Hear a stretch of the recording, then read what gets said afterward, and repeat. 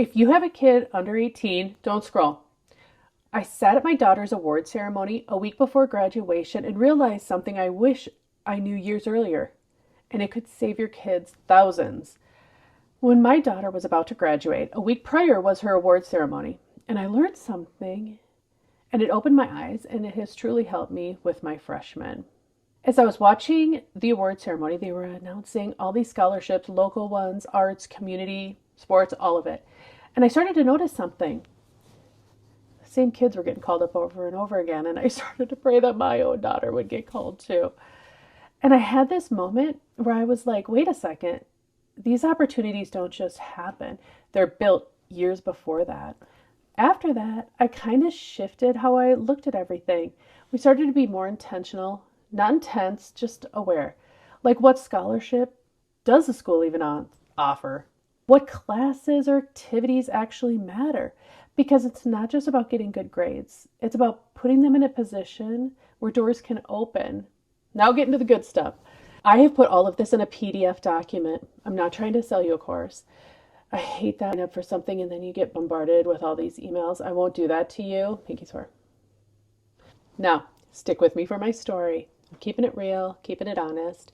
And this story is important because we lucked out. But I don't want to lean on luck for my freshmen. There's a way to prepare yourself better. Now, my daughter did end up getting 5 scholarships. And I get emotional when I go back and think of these days. But she did graduate with high school honors and was even able to do 2 years of college in high school. My daughter is very driven to succeed. But let's be real, this is not the average teenager. It still surprises me to this day that somebody so smart came on me. But she also did lose out on a couple of scholarships. Now when I say scholarship, I understand it better. But before, I believed you could only get full-fledged scholarships, like you had to be a top athlete or a Doogie Howser. Okay, that just aged me. However, it's not the case. She did play sports. She was in competitive speech, loved the arts, and competed and ended up winning like a state award. And she had 2 jobs since she was 14. One was in town, though, where the school was, and the other one was about 10 minutes away. But she did end up quitting the local job because it was too much her senior year. She just wanted one job, understandably so. She had a lot on her plate. However, she quit the wrong job. The local job actually offered scholarships to their employees. Now, these scholarships are anywhere from $300, $500, $1,000, $1,500, but anything helps, and these scholarships did help her. Here's the takeaway, though. Go to the award ceremony with your kiddo. When they're especially in 8th or 9th grade, if you're in 10th grade, just go. Earlier the better. But listen to the scholarships. Write them down.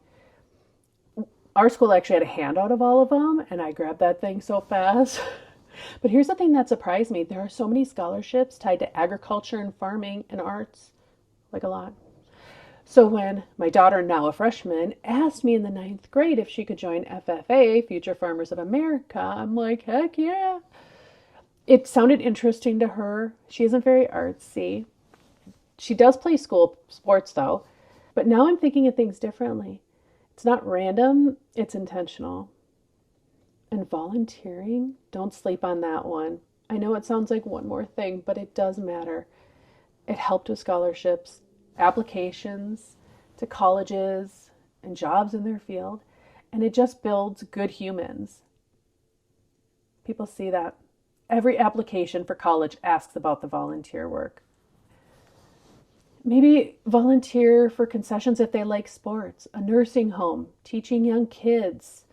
They could do a local food shelf, library, animal shelter, environmental groups, trail maintenance, disaster relief, community outreach, like the Red Cross. After saying disaster relief, the movie Clueless with Alicia Silverstone pops into my head. Oh, I've watched it too many times. Okay, moving on. But the list goes on. Just Google things you can volunteer for under the age of 18 and you'll see things you've never thought of. But just find something that fits them, that they would enjoy, and they can learn and grow in something that they love. And please document it all. Date the organization and the hours. They have a lot on their plate in high school, and even my very driven daughter asked me, Mom, what and when did I volunteer? I didn't document it, so I had to go back in my calendar for the last 3 years and find everything she's done. Something that not a lot of people teach. Building credit before they leave home.